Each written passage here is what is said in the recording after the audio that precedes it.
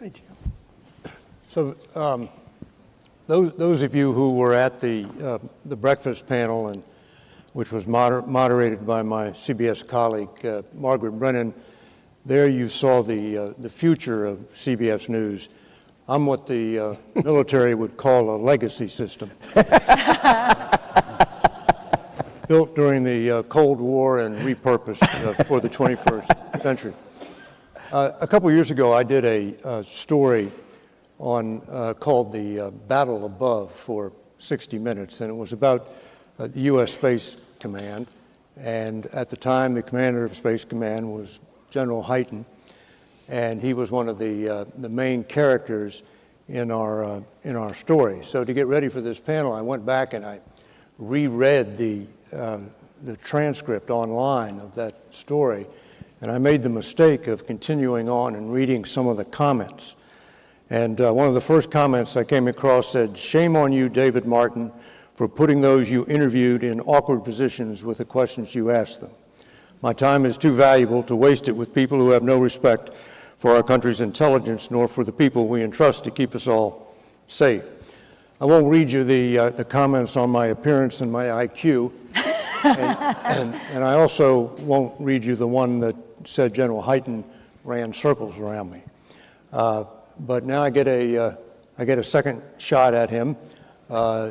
He's been promoted. He is now the commander of U.S. Strategic Command, which includes in its awesome responsibilities the deterrence of war in space and the fighting of war in space if it ever comes to that. Heather Wilson in the center there is the 24th Secretary of the Air Force, a job which requires her to become intimately involved in space. She says she spends about a third of her time on space. Carrie Bingen, fourth from the end there, is the Acting Undersecretary of Defense for Intelligence, with a portfolio which includes the National Security Agency, the National Reconnaissance Office, the National Geospatial Agency, all of which live and die by space.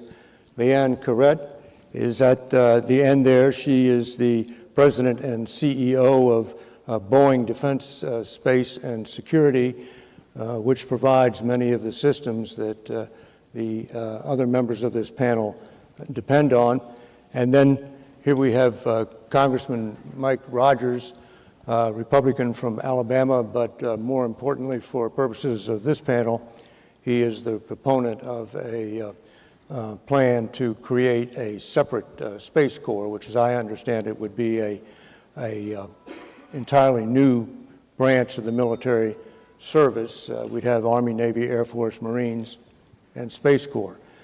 Put another way, it would take it away from the Air Force, and needless to say, that is a controversial proposal. So I'm going to start off with questions, but the audience gets to submit questions too, and if you go to the RNDF app, www.rndf2017.org, you can submit those questions, and they'll be up here, and for the last 15 minutes we'll be taking your questions.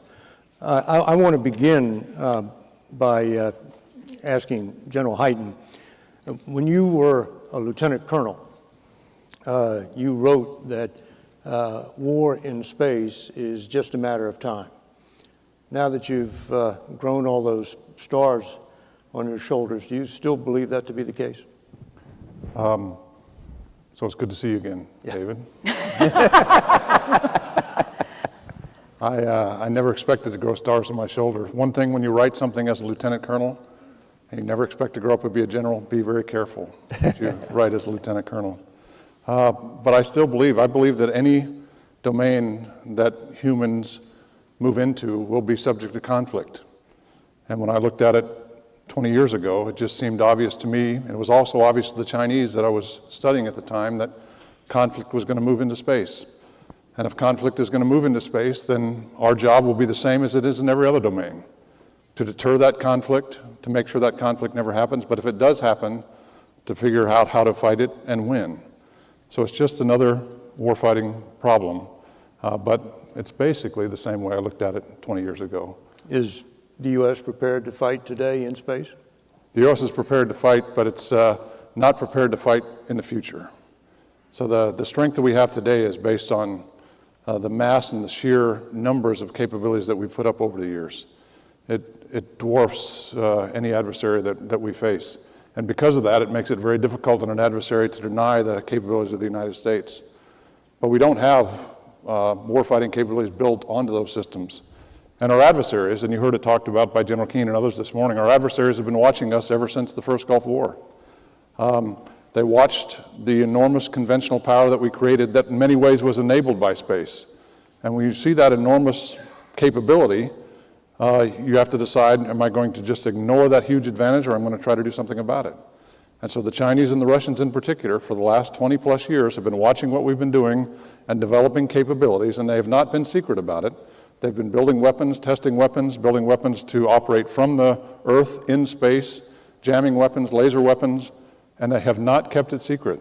They're building those capabilities to challenge the United States of America, to challenge our allies, and to change the balance of power in the world. We cannot allow that to happen. So we would win today, but not necessarily in the future. I'm worried about the future because I don't know how it happened, but somehow this country just lost the ability to go fast. And we have adversaries that are going fast. And we don't go fast anymore. We take 4 years to study a problem before we even do anything.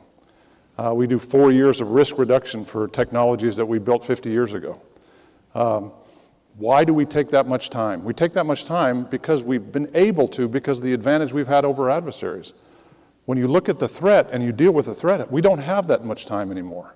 We have to move right now, and we have to move fast, and we have to change the way we do business. So we are in a significant advantage today. But 5 years from now, that advantage, if we don't do something different, will be gone. And 10 years from now, we could be behind. That is unacceptable. Congressman Rogers, are we about to lose our advantage? Certainly. And it's one of the things that has really given our committee a sense of urgency.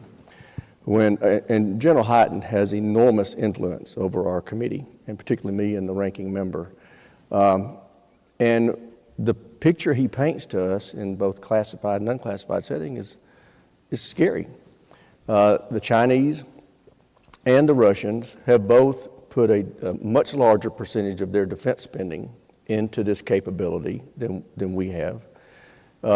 And they have restructured to become able to go faster, just like he's talking about. And when you look at the trajectory that they are on with capabilities, they're going to surpass us in the immediate future. Not the near future, not the distant future, the immediate future. If we don't get after this and self-correct.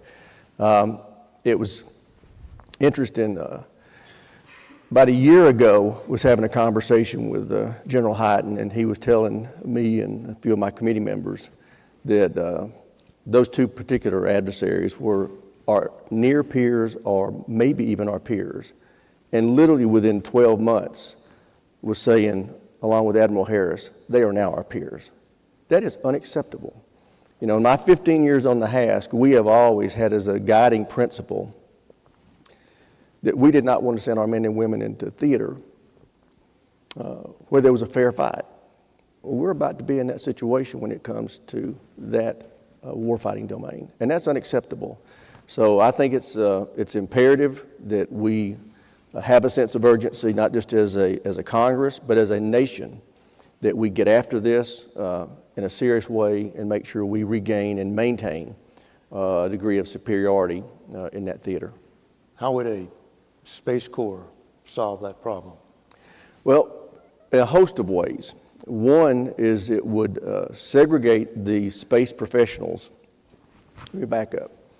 When you look at national security space, 90% of it's in the Air Force. The Navy has one weather system they handle very well.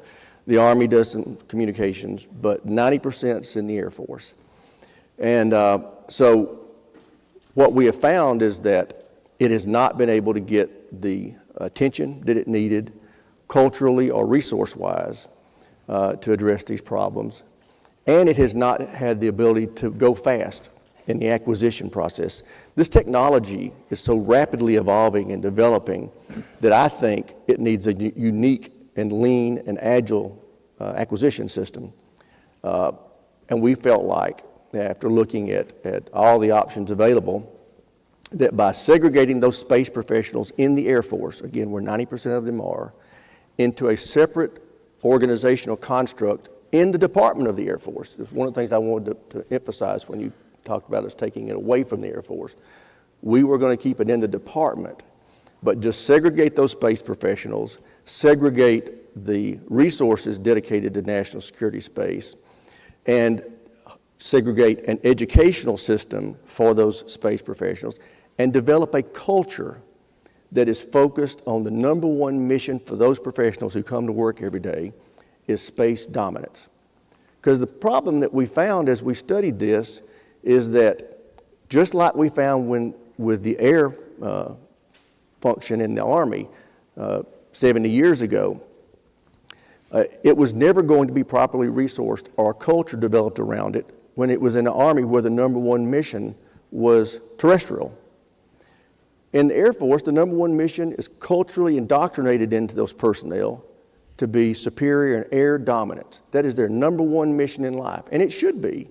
They're the Air Force. But the fact is, one of the other 11 missions that they have is space. It is a subordinate mission. And as we have just heard from General Hyten and many others who are just as smart as him on this particular issue and much smarter than us, that's no longer acceptable. We have to have a cadre of space professionals who are given the mission that your number one job every day when you come to work is to be superior in space, and to properly resource them and educate them and value them. And we were also, and again, since money is fungible, we had to segregate that money. We think the Space Corps would have done that. But, you know, and the final piece, and I really felt this was going to be particularly important. We were going to, in our legislation that came out of the House, we designated that the Secretary of the Air Force had a clean slate to design the Space Corps from scratch. It looked like whatever she wanted it to look like. But most importantly, the acquisition system would be unique to her and her organization. She could design it to be as lean and agile as she wanted it to be. And we took milestone decision authority away from the Secretary of Defense and gave it to the Secretary of the Air Force. That's a lot of power. That's a lot of agility. That's the ability to go fast. We felt like that was the ideal way to get after this in a very urgent fashion. But what we also knew going into this is that human beings don't like change. It's just natural. And bureaucracies hate it. That's why it took 26 years for the Air Force to evolve out of the Army. We don't have 26 years for this. But it's going to happen. It's inevitable. It's got to happen. And we think that what we did this year demonstrated that sense of urgency, presented what we think is the ideal, but we're not married to that being the only solution. But whatever we're going to do, we need to do it soon. Secretary Wilson, this would change your life dramatically. What do you think of the idea of a Space Corps? Well, first of all, I wanted to thank the Congressman for the support in the National Defense Authorization Act for the 20% increase in funding for space, which was what the President requested in this year's budget. The United States needs assured access to space, which means the ability to launch. And I completely agree with General Hyten that we need to move quickly, that we need to accelerate acquisition. One of the things the Space and Missiles Command has done just in the last month is to let a $100 million contract, a space consortium, to innovate and prototype faster. Milestone Decision Authority has been moved. Actually, last year's Defense Authorization Act moved Milestone Decision Authority out of the Secretary of Defense's office down to the Air Force. I've moved it to the Service Acquisition Authority, our Assistant Secretary, and we pushed it down and said we need to go fast. We need to prototype, innovate, and with our next steps with respect to replacing space-based infrared with respect to indications and warning, General Hyten and I are absolutely determined to stop studying things to death and get capability on orbit for the warfighter. But that's not all we need to do. So it's assured access. But we need to, the United States built a glass house at a time before the invention of stones. So the shifting of space being a benign environment to a warfighting environment requires different capabilities. First of all, we need near real-time space situational awareness. So we need to know not just what's in the catalog, but we need to know what's going on and what's moving in near real time. The second thing that we need to be able to do is command and control, which means it's not good enough to see what's happening on the traffic cam. You need to be able to do something about it and move forward with near real-time command and control. And the third thing is we need to be able to create effects, both offensive and defensive. Now, both in this year's budget, but I think in the budgets that are being worked now, you will see significant movement in all of those areas. But I absolutely agree with General Hyten and Mr. Rogers that the area where we need the most focus is how do we continue to reform defense-wide acquisition processes in order to move quickly, to take advantage of experimentation and prototyping, to push authority down to the lowest level, and to tighten up these schedules so that we can move faster than the adversary. I think the other thing I would say is that until the 20th of January this year, it was not possible to say space and warfighting in the same sentence. That's changed. We need to deter and prevail in space as we do in every other domain of warfare in the future. But would a Space Corps help you or hurt you in all those endeavors? My view is that every mission, I cannot think of a military mission that we have that is not enabled by or dependent on space. We need to integrate space and elevate space as far as part of a joint warfighting force. And to me, anything that separates space from the joint fight is moving us in the wrong direction. I agree completely with Mr. Rogers that the focus has to be on how to move fast, how to innovate, and how to get capability to the warfighter. I don't think that creating more seams between a Space Corps and other services helps in that regard.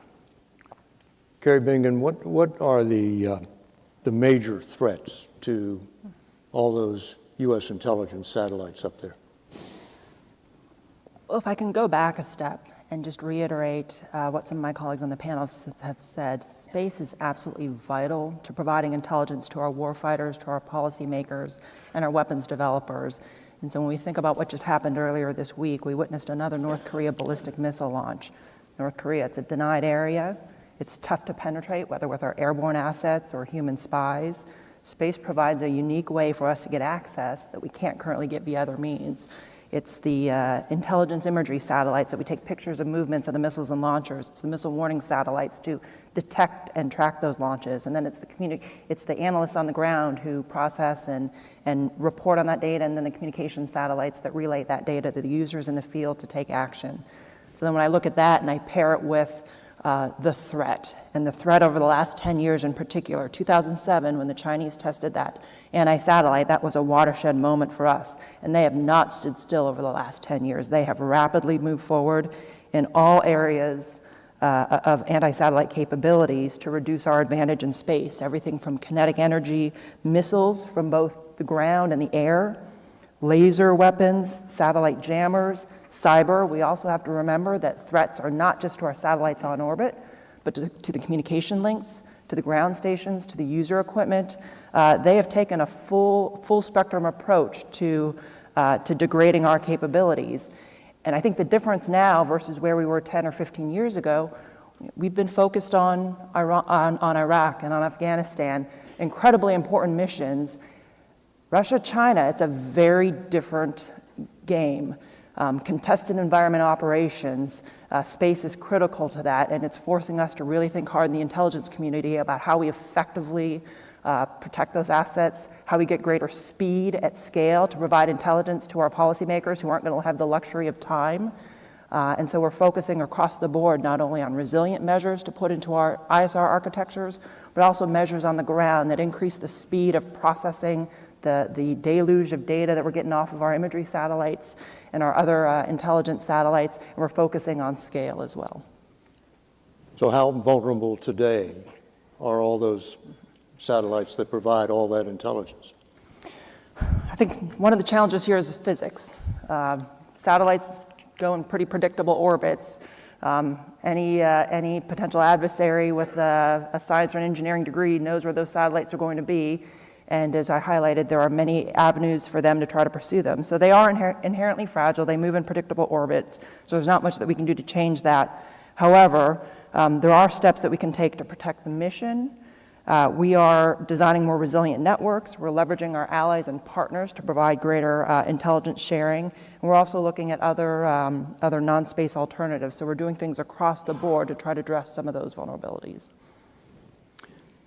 General Hyten has said he would not support buying any more big satellites which make juicy targets. Leanne, how do you make smaller satellites without giving up capability? Well, I think first I want to say thank you for allowing industry to have a role on this panel. It's an extremely important topic. And as much as we understand this, I think there's a lot of folks who don't understand space is part of the core of what we do every day, from the mundane task to national security. And this conversation is larger than any one program or one contract or one company. This is about ensuring that we have the assuredness of space to gain access. Boeing is very fortunate that we have a strong partnership with the U.S. government, and both through the Air Force as well as our Missile Defense Agency. And it isn't about whether it's a large satellite or a small satellite. This is about providing the capability that's needed for the fight that is at hand and for predicting the fight in the future. So our job is to collaborate, our job is to innovate, our job is to provide capability faster without having to be told to go faster, as well as make sure it's affordable, because the rate of change in this domain is moving so quickly. General Hyten, you want to? So let me just put it in a blunt set of observations. So if you went to Boeing and you wanted to buy a large, oh, by the way, size is not the real issue. Speed and defensibility, that's the issue. So size is kind of an interesting dynamic. But if you go to Boeing, you want to buy a large commercial communication satellite, very complex communication satellite, they will enter into a fixed price agreement, and they will sell it to you and deliver it in 36 months. I was in a meeting in the Pentagon, and I'm going to keep the names out of it and the programs out of it, but I'm in the meeting in the Pentagon, and we're discussing whether we should buy a functional equivalent of one of our current on-orbit satellites. And somebody who I respect very much, who's done this business for a long time, made the following statement: it'll be very risky if we can get that delivered by 2029. That was this year. That's right. Think about that for a second. 2029. That's 12 years from now. Boeing will go through 4 generations of commercial satellites. And oh, by the way, if they can't build it in 3 years, they're out of business, because Loral will build it in 3 years. That's the commercial sector. Let's say, what do we want the next missile warning satellite to be? What do we want it to be? I'll tell you what I want it to be. I want it to be basically a commercial bus that we can buy from anybody. I don't care. I want it to fit in the current ground system so I don't have to buy a new ground system. And then I want to invest a lot of money into a very good sensor that can do strategic missile warning for this country, and I want to put that sensor on the satellite. Boeing can do that. Lockheed can do that. Any of the nation's industry can do that. Why does our process say it takes 12 years and it'll be risky whether we can get there from here? That's ridiculous. And the great thing is General Hyten now has the support in the Pentagon that agrees with him, and we're not going to let that happen.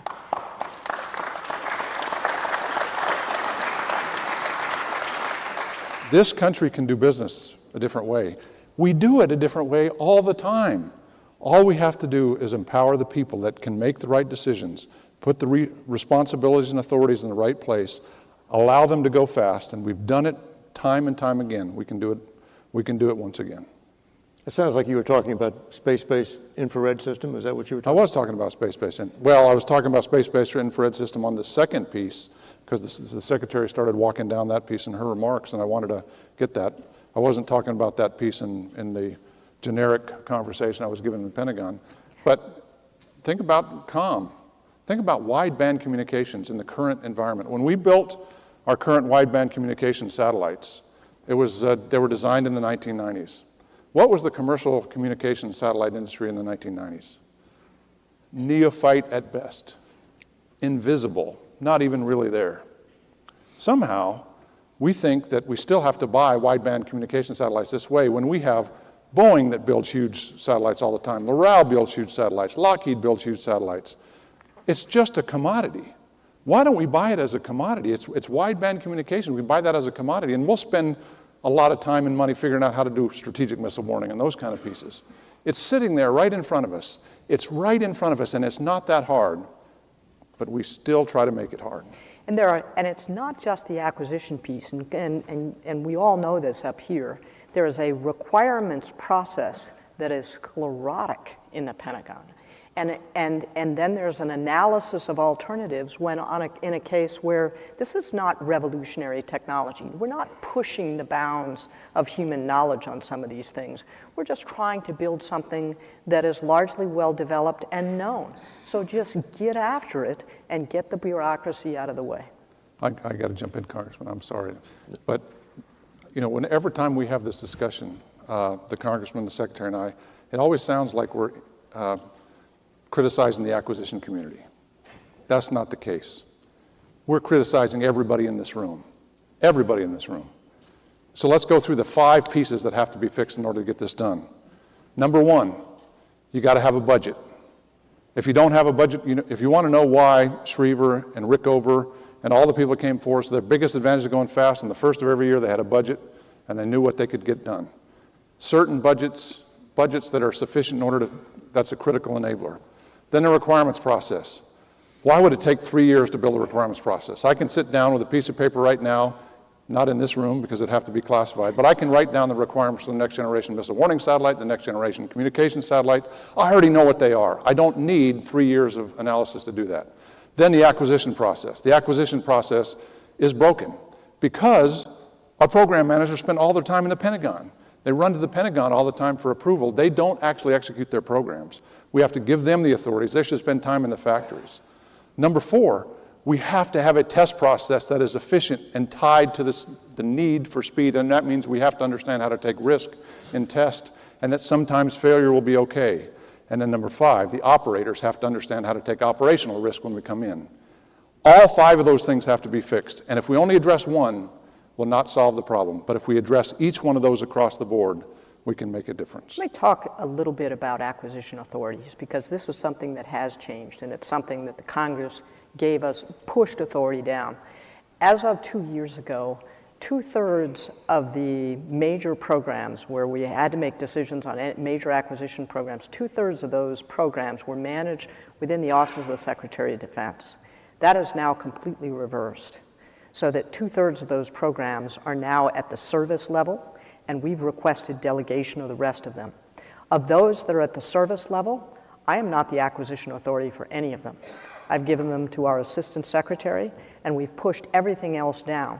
So program managers no longer have to come to the secretary and up into OSD to get approval to move on, which takes months out of this process. And we're going to continue to move forward in that direction. But I think there are some other things that we need to think about, just kind of stepping up and back a little bit. They have to do with strategic things. How do we deter and prevail? We've never really had to talk about that in space before. How do we hold at risk things that other countries value? How do we create doubt in the mind of an adversary that if they were to take out our space capabilities, the consequences for them would be unacceptable? That's the nature of deterrence. And then how do we defend, restore, and operate through in the space domain in the same way that we do in every other domain of conflict? Those are the kinds of strategic decisions that we're trying to set up in the National Defense Strategy, and which the Air Force and the other services are now focused on developing those capabilities, demonstrating those capabilities, and sending a message to our adversary that the last thing they want to do is mess with the United States of America. Congressman. Yeah, I just want to reemphasize that if anybody really believes that you're going to see dramatic change in the way national security space meets its challenges without dramatic organizational change, you're fooling yourself.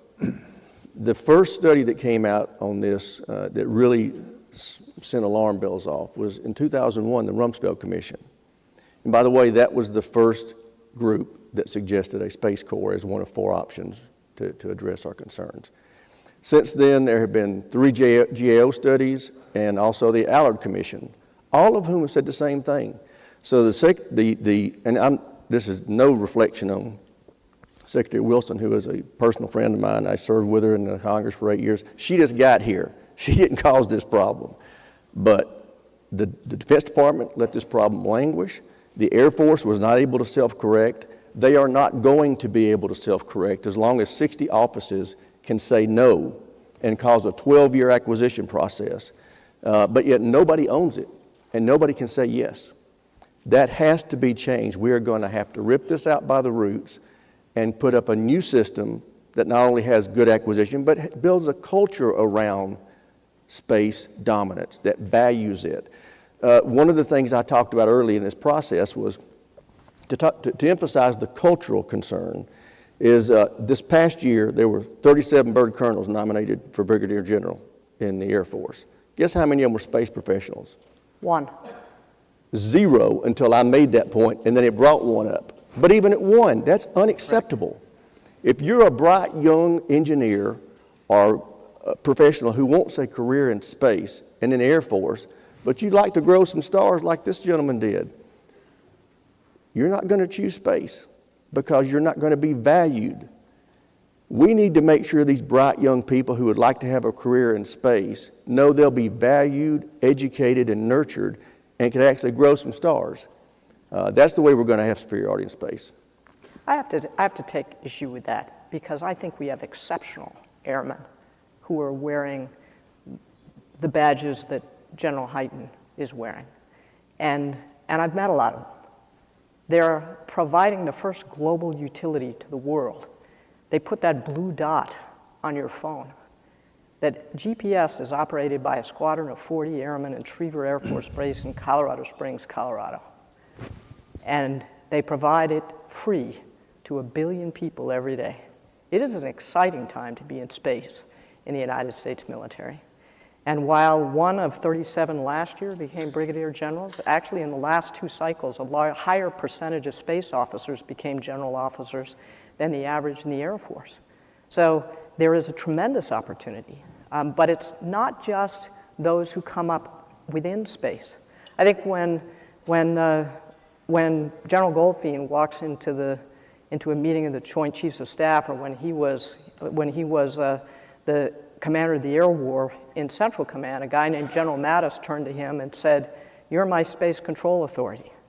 They don't know what all the sparkly stuff means on their left shoulders. They just know that they look at that blue uniform and they know that you're supposed to be in charge of space and air and airlift and the nuclear deterrent. We are the Air Force. We're responsible for this and we own it. And I'm really proud of our airmen who are part of this space world.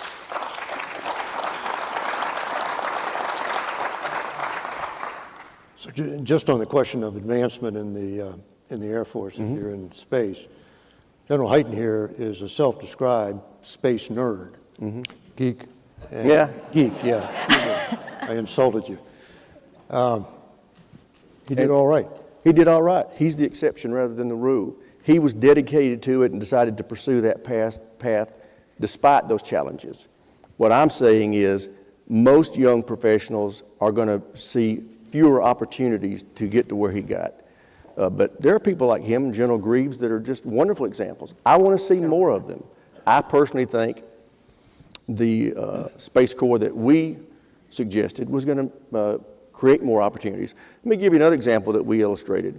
The professional military education that they required in the Air Force has 450 hours of education. Do you know how many hours of that was dedicated to national security space? 2. You don't value national security space when you don't put more of that in your educational curriculum for your officers. So I just want you to understand it's a cultural thing that I don't think will ever be properly addressed until you have this segregation that we're talking about. That's my view. That is the view of the House Armed Services Committee, and we're going to continue promoting this because we are not willing to allow China and Russia to surpass our capabilities in space, because we have become too reliant on it, not just in our daily lives commercially, domestically, but militarily. It is absolutely intertwined in everything we do to fight and win wars. Secretary Wilson, you raised the issue of how do you hold another country's space assets at risk. But you really didn't answer your own question. And I saw a recent speech that you gave when you asked another really basic question. What is the policy of the United States if another country destroys one of our satellites? And you didn't provide the answer to that. Is there an answer to that question? The United States heretofore has not had a declaratory policy with respect to space. But I think it's probably time as a country that we start to talk about this. That if one of our satellites, particularly our satellites that provide indication and warning of a missile launch, or that provide command and control for our National Command Authority, that if another country interferes with those satellites, that we would consider that to be a hostile act and we will respond. Not necessarily in the same domain.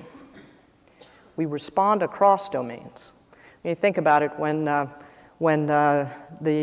Cornwallis was defeated at Yorktown, it wasn't because we defeated him by bombardment on the land.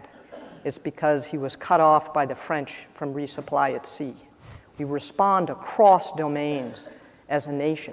But by demonstrating that capability and by being open about it in a time of peace, we reduce the possibility of miscalculation and crisis, so that our adversaries know that we will respond if they seek to disrupt our ability to command and control our forces, or seek to disrupt our ability to see if someone attacks us with a ballistic missile. And by declaratory policy up front, I think we reduce the likelihood that someone will actually destroy those satellites in time of war. So we've never had a declaratory policy before, but like I said, we lived in a glass house. We didn't need one. And I think it's now time for the United States to consider whether we need that kind of declaratory policy. It sounds like the time has well passed since we need a declaratory policy if these other countries already have an ability to take out our satellites. Well, as I said, until the 20th of January this year, we couldn't even say space and warfighting in the same sentence. In fact, when I was going up for confirmation, I had those words in the same sentence. There was a holdover appointee in one of the other departments who actually sought to strike it out.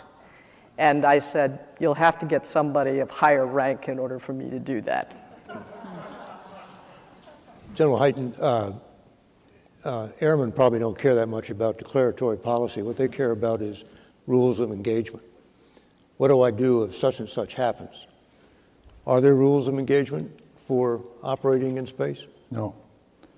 And it's the only domain, even cyber, we have rules of engagement when we operate in cyber. When a soldier or an airman or a sailor goes to operate a space system in critical support of operations around the world that go into that mission without any rules of engagement. The only place that we do that. That's because we don't have any international norms of behavior to start from. And we've never taken the time, because it hasn't been a contested environment, to sit down and walk through that. It is a significant issue, and that's one of the reasons why I support the development of international norms, and we're going to figure out our own rules of engagement, and we're doing it ourselves in Strategic Command. That's also not the right answer in the overall scheme of things. The command that operates and defends and uses space should not be the one that defines our own rules of engagement. But without that kind of guidance from above, we have to figure out how to do that. Yesterday was a significant day in the operationalization of space. Yesterday at Vandenberg, just north of here, we stood down the Joint Functional Component Command for Space, a functional component. And we stood up a Joint Force Space Component Commander. It went from a 3-star to a 4-star. General J. Raymond is now my component commander. Sounds like the same thing, doesn't it? But it's not. It is wholly different. Because if you go into any combatant command around the world, and I've worked in CENTCOM, I've worked in PACOM, and you walk into that command, what you find is an air component, a land component, and a maritime component. You walk into Stratcom, you used to find 18 components, functional components, nuclear task force, structures. By this time next year for sure, when you walk in, you'll have an air component, a space component, a land component, a maritime component, a warfighting structure that everybody will understand when we come into it. And we put a 4-star in charge of it, the most knowledgeable person in space. Because as much as I love space, it is not my top priority at Strategic Command. My top priority is the nuclear enterprise. And it will always be, it should always be, the commander of Stratcom's #1 priority. Which means I need a 4-star general, the smartest guy that I can find, and put him in charge. And the language in the NDAA that is on the President's desk right now will help establish General J. Raymond as that person, the commander of Air Force Space Command. But today, for the last 12 hours, he's also my space component commander. One of the things that I give him a lot of credit for, the Vice President stood up again the National Space Council. I think that one of the things that's helping to bring greater focus on space, but not just national security space, commercial space, where we're seeing plummeting cost of launch and plummeting size of payloads, which is making space a common domain for human endeavor, but also the groups that are starting to look at these norms of behavior. And we think about, all right, who's in charge in space? Well, on the national security side, for us, it's General Hyten. But that's not really the question they're asking. When you fly from here to Tokyo, you fly through an ungoverned area. But there are norms of behavior for how that happens over the Pacific Ocean. So the development of norms of behavior in space is one of the things that has to be done government to government and with the private sector. We've got the issues on launch. We've got norms of behavior with respect to creating debris. The United States, since the 1950s, the United States Air Force has been keeping the catalog of objects in space. And we actually are now in the ironic situation where we tell the Chinese, they put about 3,000 pieces of debris on orbit when they did the launch in 2007 and destroyed one of their old weather satellites. They had 3,000 pieces of debris in orbit. We're now in the ironic situation where the United States Air Force is telling the Chinese when their debris might interfere with one of their satellites. So that's one of the services that we provide, but norms of behavior with respect to debris on orbit and minimizing debris on orbit.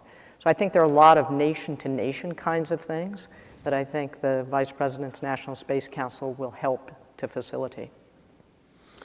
For an outsider, it's next to impossible to follow and understand the organization of all those commands in space, the joint functional commands. And that in 2015, there was something called the Joint Interagency Combined Operations Center, which had the worst acronym in military history, JICSPOC.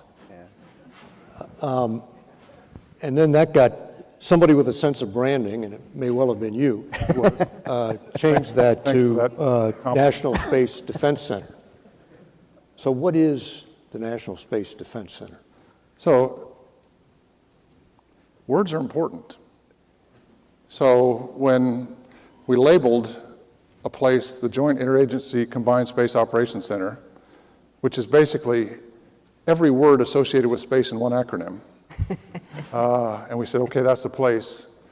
It doesn't matter whether it was you, David, or whether it was our allies or the secretary. You could never explain what it was. So I decided, in conjunction with the intelligence community, that maybe we ought to just call it what it is. And it's what it is, National Space Defense Center. The place where we go, all national security space, intelligence community, the Department of Defense, Army, Navy, Air Force, Marines, and we put everybody in and we figured out how to fight that fight. And yes, Army, Navy, Air Force, Marines. There are 2 Marines that came to work in the National Space Defense Center. And you wonder what that 2 Marines are doing. I tell you, General Dunford came to visit as a Marine. He puts his eye on those those 2 young Marines, and he makes a beeline right for them, ignoring everybody else, just right for the 2 young captains. And he just has a great time. How you doing, Marines? How's it going? How's life going here? The Marines did a great job telling the story. And after 5 minutes, he realizes, well, maybe I should go learn what this place is about. And so he moved on, leaving those 2 Marines feeling good about themselves. And I walked up to him and I said, okay, Marines, you tell me the truth. How are you guys doing? And I said, well, sir, there's 70 people in the center. 68 of them are smarter than we are. And I said, when it comes to space, that's probably true. But when it comes to warfighting, as a captain in the Marine Corps, you probably know better than anybody else. And if you just treat whatever problem that comes to you as a warfighting problem, you will be the most valuable people in this room. Because why do you maneuver? You maneuver to avoid contact. You maneuver to gain positions of advantage. That's what you teach a Marine from the very beginning. How do you defend yourselves? They know exactly how to do that. Just treat it as a warfighting problem, and it is a warfighting problem that's focused on space defense. That's why it's called the National Space Defense Center, Joint and Interagency. So it sounds like a battle lab. It's a war. If you're going to have a warfighting domain, you have to have a place to fight it. But everybody should understand there is no such thing as war in space. Doesn't exist. There's just war. You don't fight a place. You have conflict with an adversary. The adversary uses all domains to try to gain advantages over us. That's why Stratcom is now focused on those domains, because we want to provide integrated responses to a problem. So when I have a problem and it comes to me, and if it happens to be in space, I will look to my air component, my space component, my missile defense element, and my maritime component for the right response to provide up to the forward. And we'll work with the geographic combatant commander, whether it's PACOM or EUCOM, et cetera, to figure out the response. It's not that hard. It's a straightforward military problem. And war is a horrible thing. I never want to fight a war that goes into space. But if we do, we better figure out how to do it without ruining the environment. And that's a difficult position to be in. I would say that the National Space Defense Center, there are 2 things that I talked about that we needed to do now that our glass house, that the invention of stones to protect our glass house. Near real-time space situational awareness, so the picture of what's going on in space. And the second is the ability to make change, so command and control in space. The National Space Defense Center is intended to bring those together with an open architecture, and we've told all of our contractors and the people who build things for us that there's going to be no more exquisite one-off science experiment controls of specific things up in space. If it doesn't integrate and it doesn't share, we're not going to buy it, because it has to be command and control has to be integrated. So the National Space Defense Center is moving from initially an experiment, which is what it was started as about 18 months ago, to an operating warfighting center, where Army, Navy, Air Force, Marines, as well as the National Reconnaissance Office and other space elements or space interests to be able to have that operating picture and command and control of what's going on in space to create effects, to protect our high-value assets, and to hold at risk others. Say that again, operational warfighting center is... That's exactly what it is. It is operational? It looks like an ops floor of any other ops center that you would see anywhere around the world, whether it's maritime, land, air, or integrated. And so the follow-on question, David, is what happened to the Joint Space Operations Center at Vandenberg? So let's look back at the words. National Space Defense Center. It's national. Our allies will not be at the National Space Defense Center because we're bringing in all of the most sensitive classified information from the intelligence community in that place, and we won't share that. But the JACE block at Vandenberg is going to change, and I've directed the new space component that I want that to be a coalition space operations center by the end of next year, where all our coalition partners and the commercial partners that we have can all come together and understand, and we will integrate those 2 centers together to provide that seamless command and control that we need across the Space Force. So involving your allies, involving the commercial sector, involving the intelligence community, that's the unity of effort that we have built in the construct that we have right now. So, Kerry Bingham, what difference has it made to bring the intelligence satellites into the other military satellites? I talked earlier about speed and scale. And for us, for the intelligence community to effectively support all of the warfighter operations that General Hyten has to do, we have to be faster. And I think that's one of the common themes you're hearing today. One of the items I wanted to pull the thread on a little bit is Secretary Wilson mentioned all of the debris we have in orbit today. I went back and looked, 2007, about 100,000 objects, debris, satellites, other things on orbit. 10 years later today, 180,000 objects up there, so an 80% increase. We don't have all the airmen and the analysts in the United States government to sit and watch 180,000 objects move and figure out what's squawking, what's maneuvering to potentially threaten one of our satellites. We as an intelligence community, also need to bring additional tools to identify, to characterize, and really to predict what that debris is doing. Maybe it's not debris, it's something else. So there are things that we are working on, and the buzzword right now, it's artificial intelligence, machine learning. But this is an area that is, to me, it's a no-brainer. We have to be investing in this. We have to be moving out. And oh, by the way, China has made AI/ML one of their mega projects. By 2030, they want to be invested $150 billion in this arena. U.S. Private sector investments, almost $40 billion in this arena.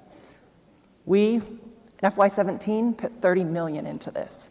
So there's some significant an opportunity here for Department of Defense and for the intelligence community to do more in this arena. One of my favorite facts about the U.S. military is that the surveillance wing at Langley Air Force Base had the highest cavity rate in the United States Air Force from drinking all the Red Bull they needed to keep awake looking at the monitors of all those drone feeds. And I think I remember hearing General Selva say that if all the imaging satellites that are planned to go on orbit in the next decade get up there, that the U.S. would need something like 1 million photo analysts to handle all that data. If we do it in the same way. And that's actually one of the areas where we think there's tremendous opportunity for machine learning and for analytical tools and algorithms to help us reduce the number of eyeballs staring at screens and use artificial intelligence to tip to where we want to look at. But it's also a really good example of what are the challenges that the Air Force has faced over the last decade. I think there's no doubt that the most devastating impact to the Air Force across all of our missions in the last decade hasn't been from our adversaries. It's been from sequester, and we still haven't recovered from the sequester in 2013. So the most important thing that can be done for space and all the rest of our national security missions is to lift the Budget Control Act as it's currently structured. So the financial issues have been there, but I also think there are some structural issues, some structural changes. And one is, when you think about this, the entire Air Force and the military is focused on winning the fight in the Middle East. And at the same time, the United States Air Force developed the GPS-2 satellite and now the GPS-3 satellite, so advancing GPS. They came up with the new space-based infrared satellites that are now being put on orbit, developed the X-37 space plane, which is pretty revolutionary. I'd still rather be us than them, but we've still, now where we are, we've got to put the throttles forward, move even faster, become even more innovative, more machine learning to get ahead and stay ahead of the adversary. I heard last night at dinner that the Air Force was looking at using AI to navigate the acquisition process. A lot more applicability than intelligence. One of the things that also some people don't remember, or there's always time to, a moment to remind ourselves, the National Reconnaissance Office, which is primarily responsible for imagery intelligence, is a joint venture between the United States Air Force and the CIA. So half of the employees at the NRO are Air Force. So the Air Force has been involved in all aspects of this space business for a long time, and they're pretty good at it. We need to change it to a warfighting domain. But in terms of technical capability, there are things there to be proud of. Leanne, GPS came up, and you guys make GPS. I went and looked at a GPS satellite, not to buy it, but just to to look at Did it. you want to buy one? We have lots of payment plans. It's good. But it sure did look like a juicy target to me. How do you defend a GPS satellite? Well, I'm not going to get into the specific technologies or tactics in this forum, clearly. I think the point being is, as technology continues to evolve, what is the requirement, what is the capability that's trying to be derived? How do we do that in the most effective way? How do we have it in a capacity or a capability that can maneuver and can avoid and can have situational awareness, bring in the artificial intelligence, and do it in a way that it doesn't take 12 years? I think the most exciting point of the conversation we've been having since January is we are now having this conversation out loud and in public, where we are all focused on such an important domain that historically we've looked at as inspirational, but we know it's now part of the core fiber for how we live our lives. As industry, we have an obligation to bring forward our best people, our best talents, and do it in a way that is economical and meets the needs of this nation. I'm about to go to questions from the audience, but Congressman Rogers, did you have something you wanted to? Yeah, I was just listening to General Hyten talk about those two Marines that he was having that conversation with and just the fundamentals that he was re-emphasizing in him. It reminded me of a conversation that he had with my subcommittee that helped us understand why China and Russia have stepped up their activity. And I thought I would share it with you because it was illuminating. You know, when he was telling us initially that how much more China had put as a percentage of their defense spending into national security, R&D, and acquisition, as well as Russia, he emphasized, you know, just like I talked earlier, our domestic society has become heavily dependent on space, and the military has. Well, they realized that, but they also realized that tactically, they can't defeat us in a head-on-head battle. They can't. But if they can take our eyes out and our ears out, they might actually have a fair fight on their hands. As I told you earlier, we don't ever want to let these folks have a fair fight. But also, they can't compete with us, not just in a head-on-head tactical battle, they can't compete with us financially. So if they wanted to start buying a lot of weapon systems or other capabilities, they just aren't as wealthy as we are as a nation. This is an area where they sense a vulnerability that we are completely dependent upon, and they actually can put the resources against it to make us vulnerable and susceptible. It really helped us understand why we need a sense of urgency about this and why we as a nation need to have a greater appreciation about this concern that we've been talking about here today, because it goes across all aspects of our national security. You know, the North Korean threat that we've got right now that has had a lot of people wrapped in attention. Most folks aren't thinking about the fact that our first way of detecting a launch by North Korea so that we can turn our radars to start tracking it and start aiming our interceptors to be able to get it in time is a satellite up there waiting for that heat signature. We cannot let that satellite be dazzled for 10 or 15 minutes. It would be too late. That's how volatile this situation is. So it's a very important topic for this body to be talking about today, and this gentleman is doing some great work in that area, and I appreciate everything he's done for this committee as well as our nation. Okay, so I'm going to start with some questions from the audience. I'm going to ask this first one, and then I'm going to run for cover. Is the lack of a rapid acquisition program a military or a congressional problem? Both. The thing that I also want to emphasize about that, this is not unique to the Air Force. This is across all the services, this bureaucratic, lethargic acquisition process. What I was and am hopeful about with this Space Corps is when it's implemented, and it will be implemented, if not in the next couple of years, in 3 or 4 years, 5 years, we will hopefully have this pilot program where we can take a blank slate, create an agile, non-bureaucratic acquisition system, and prove it works so we can then replicate it in the other services.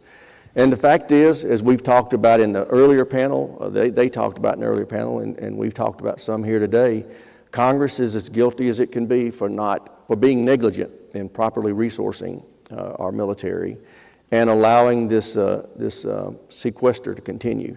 It was one of the stupidest things that's happened in my 15 years in Congress, and we ought to own it and fix it. I think it's both.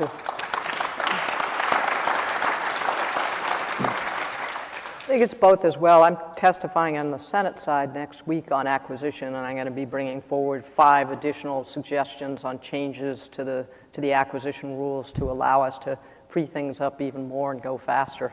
But it's not going to be, there's not going to be a single fix. It's not going to be just legislative or just administrative. I also think that there's this irony in the Air Force that we have operational airmen who will take tremendous risks on our behalf. We have an administrative side of the Air Force and the other services that have been punished for taking risk and hence are risk averse. And so we have to not only free up, but act as though we want them to move fast, fail fast, be celebrated for it, and move on to the next experiment and prototype. That's a different culture. And it's going to take sustained effort over time and preparation and support of our program managers when they try something that doesn't work and they move on. And oftentimes, both senior leaders in the Defense Department, but also in the Congress will say, how are you going to make sure that that never happens again? And the answer is, we're not. We are going to allow people to fail. That's why we call them experiments. When somebody gets hauled up to the hill, which will probably be me, to explain why something didn't work and who's accountable, the answer is I'm accountable. And I don't mind failing fast, as long as we can move faster than the adversary. So I don't understand why Space Corps won't become prisoner of the same acquisition processes that the rest of the military is held hostage to. Well, nothing's to say that it wouldn't ultimately, but I think in the initial phase there would be so much attention to keeping it lean and agile that it would initially be rapid. But don't think bureaucratic creep can't get anywhere over time. I just don't think it would happen initially. We covered this a little earlier, but it's a rich topic, so we'll go back. The question is for General Hyten, if the U.S. needs to adapt faster in space, why is the Air Force planning a next-generation missile warning satellite constellation that will not be operational until 2029? And I would just add to that question, the request for information for the follow-on SBIRS network described the request as compelling and urgent. Compelling and urgent, 12 years. Anybody see anything wrong with that? So I'm a combatant commander. I'm the nation's warfighter when it comes to nuke, space, cyber, missile defense. My lever in this process is a requirement from the warfighter. And my requirement from the warfighter is not the same thing we've been buying delivered in 2029. My requirement is an agile, good enough capability that should be delivered significantly in advance of that 2029 date. And I'd have talked to enough people in industry that I know that that is possible. It is not an unrealistic piece. We also have to be careful not to let the requirements run wild.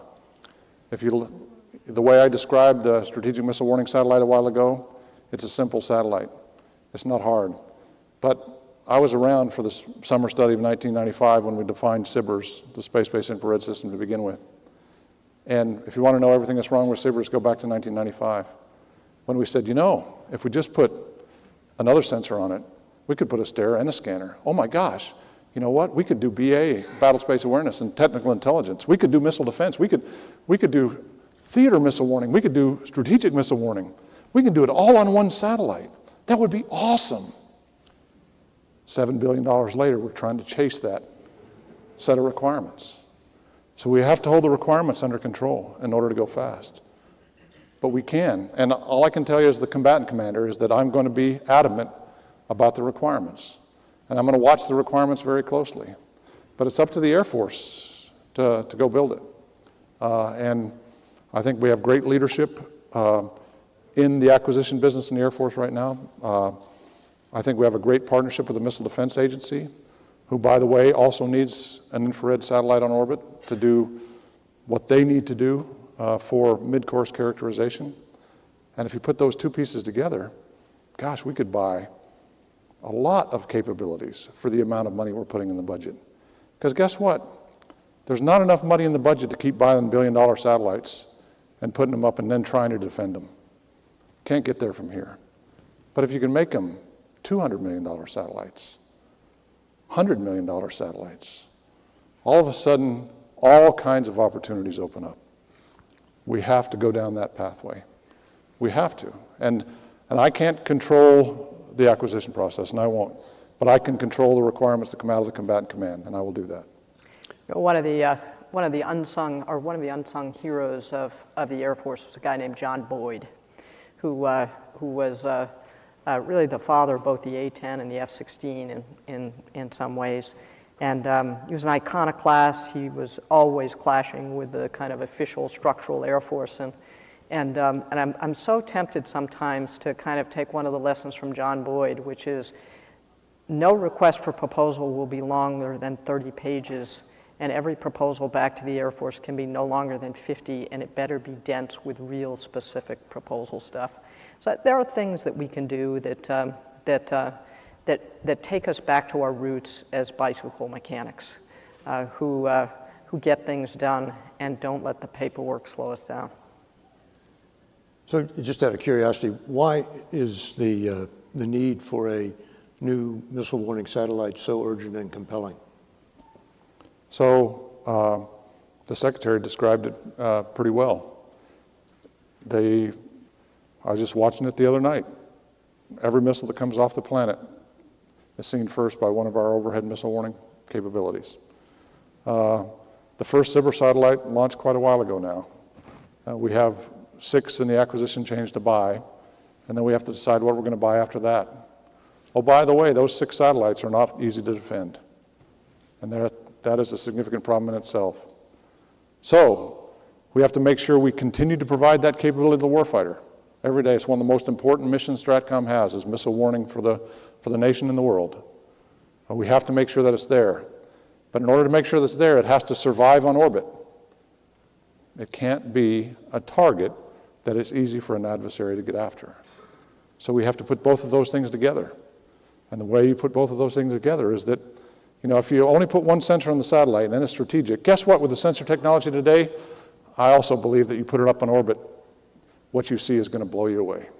It'll be amazing. Well, that's good. But what are you going to do all the other extra room? As far as I'm concerned, I just want to carry gas and a bigger motor. Because if I can move quick, man, all of a sudden everything changes. I don't know about you. I'm looking at a lot of pilot wings in the audience. If you're trying to get in the way of an adversary, A-10 is nice, F-22 is better. I don't want to be flying B-52s around the heavens when the guy that can shoot me is sitting right there. So it's just a simple warfighting problem, and we have to look at it that way. Leanne, what happens at the contractor level when requirements run wild? Stable requirements are the key to any successful program, and as the Secretary highlighted, whether it's on the government side, on the industry side, if we don't deliver the capability, if we have cost growth that results in additional funding from the customer that hampers their ability to do other things, I'm accountable from a Boeing perspective. Having stable requirements is our single best friend. I always say good fences make good neighbors. We understand how we're going to operate, but it's not just being handed a set of requirements and operating to that. It's having collaboration, it's having insight. It's making certain that the language that we're using we all understand, and that we have the right measurements in place, both technically and financially, so that we can provide a win-win. Because we're in this together. Industry is only here because of our customer. There is no benefit to us to not be partnered. There is no benefit to us to not invest. But we are going to be with our customers, and I can speak to that from a Boeing perspective, through the long haul, through good and bad, and we're going to own it when we mess up. But I'd like to do as much as we can up front to minimize the opportunity to mess up.